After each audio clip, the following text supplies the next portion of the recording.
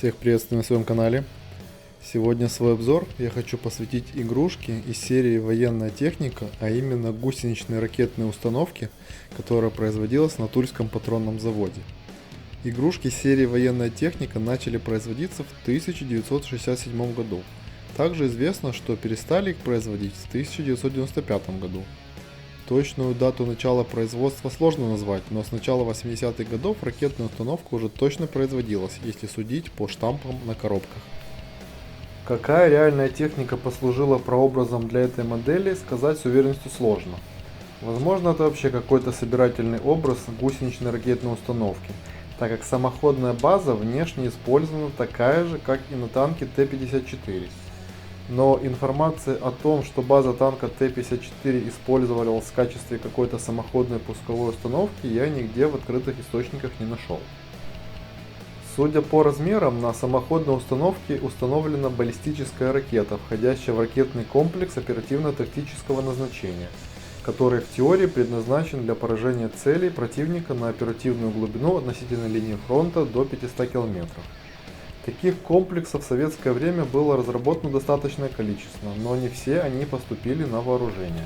Целями подобных ракетных комплексов могли быть средства ядерного нападения противника, стартовые батареи ракетных комплексов, артиллерия, мотомеханизированные подразделения, живая сила, пункты управления, находящиеся как в районах сосредоточения, так и в боевых порядках или на марше. При необходимости могут наноситься ракетные удары по оборонительным сооружениям противника, переправам, командным пунктам бригад и дивизий первого эшелона, по крупным узлам связи. Игрушка «Ракетная установка» выпускалась под номером 18 в серии «Военная техника». Сделана эта игрушка полностью из металла и красилась оружейной краской, так как производилась она в литейном цехе патронного завода. Пластиковыми деталями у него являются только колеса. Конструкция этой ракетной установки добротная и потому в принципе ничего не отламывается. Больше всего страдает только лакокрасочное покрытие. Эта игрушка, как и другие из серии «Военная техника», в процессе производства менялась в некоторых деталях, которые обусловлены какими-то технологическими изменениями в процессе производства. Однако эти изменения были незначительными.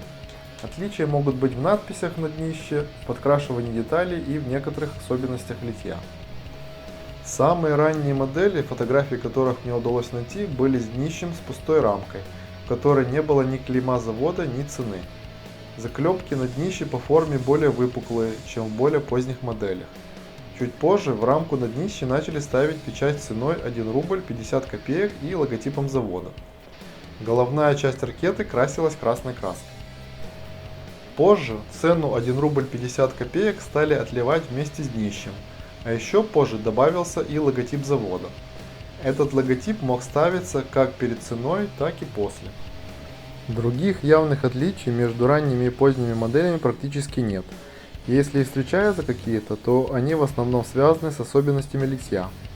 Хотя на более ранних моделях с левой стороны на ящиках замки размещены ближе друг к другу, а на более поздних моделях замки расположены не так близко.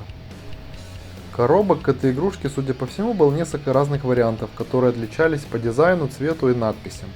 В составе наборов автомобиль размещался просто в общей коробке в выделенном ему месте в пенопласте.